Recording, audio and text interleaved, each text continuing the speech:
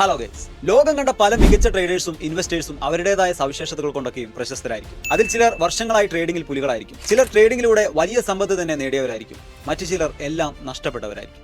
എന്നാൽ call icon എന്ന വ്യക്തിയെ പറ്റി നിങ്ങൾ എപ്പോഴെങ്കിലും കേട്ടിട്ടുണ്ടോ? The most dangerous investor in the world എന്നറിയപ്പെടുന്ന കോൾ ഐക്കന്റെ കഥയാണ് ഇന്ന് നമ്മൾ പറയാൻ പോകുന്നത്.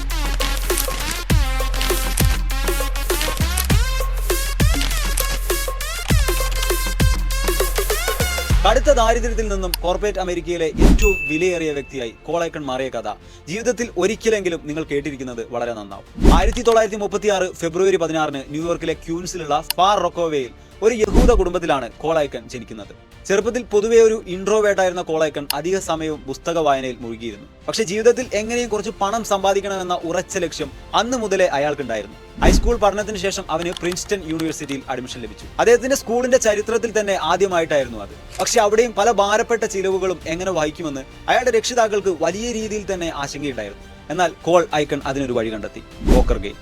ഒരു തരത്തിൽ വലിയ സ്രാവിനെ നമ്മൾ വേട്ടയാടുന്നതിന് മുൻപ് പരൽ മീനിനെ ചൂണ്ടയിട്ട് പിടിക്കുന്നത് പോലെ പോക്കർ ഗെയിമിൽ അയാൾ ഒരു മാസ്റ്ററായി മാറി. എല്ലാ ആഴ്ചയിലും 400, 500, 1000 ആന അതിലൂടെ നേടി. പകൽ മുഴുവൻ ഫിലോസഫി പഠിച്ചും രാത്രി പോക്കറും ചെസ്സും കളിച്ചും ആ ക്യാമ്പസിലെ ഏറ്റവും മികച്ച കളിക്കാരനായി കാൾ മാറി. അങ്ങനെ പഠനത്തിന് ശേഷം അദ്ദേഹം ആർമി റിസർവുകളിൽ ചേരുകയും മാസിയിൽ ക്യാപ്ചറായി മാറുകയും ചെയ്തു. അവിടെ നിന്ന് പിന്നീട് തന്റെ അമ്മാവന്റെ സഹായത്തോടെ ഒരു സ്റ്റോക്ക് ബ്രോക്കറായി സ്വയം തന്റെ പാത ഇതാണെന്ന് തെരഞ്ഞെടുത്തു.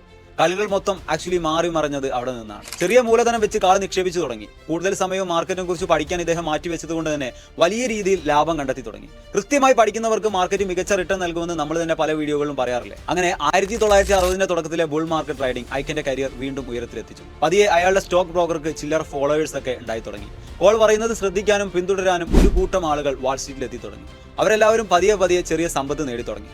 പെട്ടെന്ന് തന്നെ ഒരു ജാങ്കോ ലൈഫ് സ്റ്റൈലിലേക്ക് കോൾ ഐക്കൺ മാറി തുടങ്ങുകയായിരുന്നു. ഗാലക്സി കൺവേർട്ടബിളിന്റെ ഒരു കാർ വരെ ജീവിതത്തിൽ ആദ്യമായി അയാൾ അന്ന് സ്വന്തമാക്കി. പക്ഷേ ഇന്നത്തെ പോലെ ടൈം ടു ടൈം മാർക്കറ്റ് അപ്ഡേറ്റുകൾ നൽകാൻ ഇന്റർനെറ്റ് സംവിധാനങ്ങളൊന്നും അന്ന് വ്യാപകമായിരുന്നില്ല. എന്തും എപ്പോ വേണമെങ്കിലും സംഭവിക്കാം. ഒടുവിൽ അത് സംഭവിക്കുക തന്നെ ചെയ്തു. കെട്ടിപ്പൊക്കിയ സമ്പാദ്യം അത്രയും ഒലിച്ചു പോകാൻ തക്കവണ്ണം ഒരു ഫ്ലാഷ് ക്രാഷ്. കൃത്യമായി പറഞ്ഞാൽ 1962 ഒരിക്കലും മറക്കാത്തൊരു പാഠം കോൾ ഐക്കണെ മാർക്കറ്റ് പഠിപ്പിക്കുന്നത്. എന്താണ് സംഭവിക്കുന്നത് എന്ന് പോലും തിരിച്ചറിയാൻ കഴിഞ്ഞിരുന്നില്ല. ഒരു നീണ്ട കാലത്തിന് ശേഷം മാർക്കറ്റ് കണ്ടിട്ടുള്ള ഏറ്റവും വലിയ പോയിന്റ് നഷ്ടമായിരുന്നു അന്ന് സംഭവിച്ചത്. എന്നാൽ ഈ ഒരു ഗെയിമിൽ ഒരു തിരിച്ചുവരവുണ്ടെന്ന് അയാൾക്ക് ഉറപ്പായിരുന്നു. തകരാൻ പോകുന്ന സമയം പിന്നീട് അവൻ മുൻകൂട്ടി കണ്ടെത്തി തുടങ്ങി. അണ്ടർ വാല്യൂ ആയിട്ടുള്ള കമ്പനികളെ കണ്ടെത്താനുള്ള അദ്ദേഹത്തിന്റെ കഴിവിനും ഈ ഒരു നിക്ഷേപ ശൈലിക്കും ഒക്കെ ഇതിനോടകം തന്നെ കോൾ ഐക്കൺ പ്രശസ്തി നേടിയിട്ടുണ്ടായിരുന്നു. അങ്ങനെ പുട്ടുകളെ കുറിച്ചും കോളുകളെ കുറിച്ചും അയാൾ ഒരുപാട് വായിച്ചു. ആ ദിവസങ്ങളിൽ ശരിക്കും അതൊരു വൈൽഡ് വെസ്റ്റ് ആയിരുന്നു. ഫിനാൻസിൽ ഒരു വിപ്ലവം സൃഷ്ടിക്കാനും ആളുകളെ സമ്പന്നനാക്കി മാറ്റാനും ഓപ്ഷൻ മാർക്കറ്റിന് കഴിവുണ്ടെന്ന് കോൾ അവിടെ തിരിച്ചറിയുകയായിരുന്നു. ഗ്രാൻഡിൽ എന്ന ഒരു അനോണിമസ് കമ്പനിയുടെ ഓപ്ഷൻ ബ്രോക്കറായി അങ്ങനെ കോൾ ഒരു ജോലിക്ക് കയറി. ഇന്നത്തെ ക്രിപ്റ്റോ കറൻസി ഒക്കെ പോലെ ഓപ്ഷനുകൾ വലിയ രീതിയിൽ കൃത്രിമങ്ങൾ നിറഞ്ഞതായിരുന്നു അന്ന്. പക്ഷേ എല്ലായ്പ്പോഴും തന്റെ ക്ലയന്റിന്റെ താല്പര്യങ്ങൾക്ക് ആദ്യ സ്ഥാനം തന്നെ നൽകി കൂടുതൽ വാഗ്ദാനങ്ങളും കൃത്യമായ പൊസിഷനുകളും ഒക്കെ പറഞ്ഞു നൽകി അയാൾ വലിയ രീതിയിൽ അവിടെ വിശ്വാസം നേടിയെടുത്തു. എല്ലാ രാത്രികളും കൃത്യമായ റിപ്പോർട്ടുകൾ അയാൾ നൽകി തുടങ്ങി. ഓപ്ഷനിൽ വിജയം നേടണമെങ്കിൽ ഒരു സാധാരണക്കാരനെ പോലെ ചിന്തിച്ചിട്ട് കാര്യമില്ലായിരുന്നു. പക്ഷെ ഒരു മികച്ച പോക്കർ കളിക്കാരൻ ഒരിക്കലും ഒരു കോമൺ മാനെ പോലെ ചിന്തിക്കില്ല എന്ന് നമുക്കറിയാം. മാർക്കറ്റ് സൈക്കോളജി മനസ്സിലാക്കാൻ കോൾ ഐക്കണ് അത്രയും വർഷത്തെ എക്സ്പീരിയൻസ് മാത്രം മതിയായിരുന്നു. ഏതാനും വർഷങ്ങൾക്കുള്ളിൽ ഗ്രാൻഡിലെ ഏറ്റവും പ്രോഫിറ്റബിൾ ആയിട്ടുള്ള ഡിപ്പാർട്ട്മെന്റ് ആയിട്ട് കോൾ ഐക്കൺ ഓപ്ഷനുകൾ മാറി. അങ്ങനെ സമ്പന്നരായിട്ടുള്ള ഒരു ക്ലയന്റുകളുടെ ഒരു ലിസ്റ്റ് തന്നെ ശേഖരിച്ച ശേഷം 1968 സ്വന്തമായി ഒരു ബ്രോക്കറേജ് സ്ഥാപനം തുടങ്ങാൻ കോൾ ഐക്കൺ തീരുമാനിച്ചു: ഐക്കൺ ആൻഡ് കോ. റിസ്ക് ആർബിട്രേജിലും ഓപ്ഷൻ ട്രേഡിംഗിലും പ്രധാനമായി ഇവർ കോൺസെൻട്രേറ്റ് ചെയ്തു.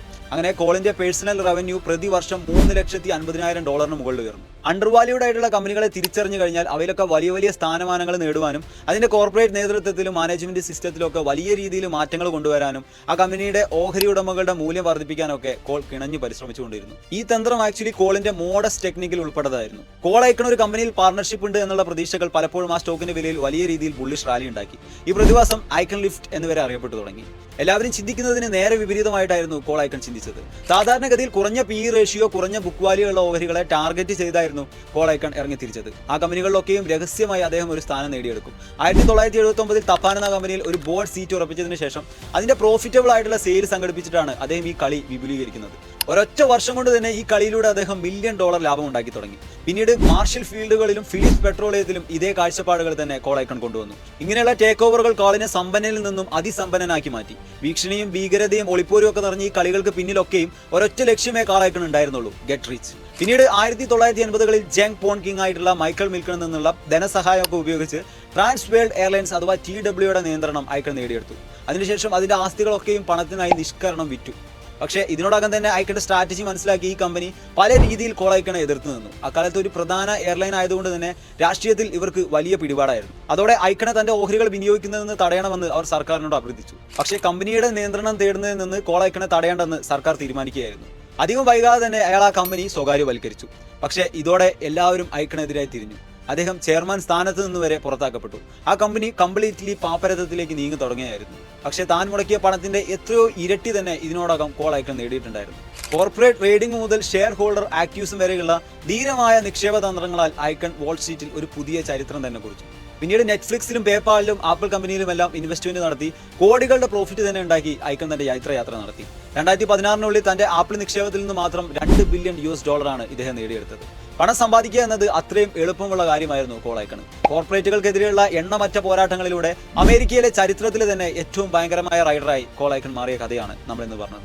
പലപ്പോഴും തന്റെ പ്രശസ്തി ഉപയോഗിച്ച് ഒരു കമ്പനിയെ ഏറ്റെടുക്കുന്ന പോലെയൊക്കെ നടിച്ച് അതിന്റെ ഷെയർ പ്രൈസ് നിയന്ത്രിക്കാനുള്ള അദ്ദേഹത്തിന്റെ കഴിവ് അന്ന് മാർക്കറ്റിൽ വലിയ രീതിയിൽ തന്നെ ഭീതി ഉണർത്തിയിരുന്നു. എന്നാൽ പോയ വർഷം ഐക്കൺ എന്റർപ്രൈസിനെതിരെ ഹിൻഡൻബർഗ് ഷോർട്ട് റിപ്പോർട്ട് പുറത്തു വന്നതോടെ കമ്പനിയുടെ വാല്യൂ വലിയ തോതിൽ ഇടിഞ്ഞിരുന്നു.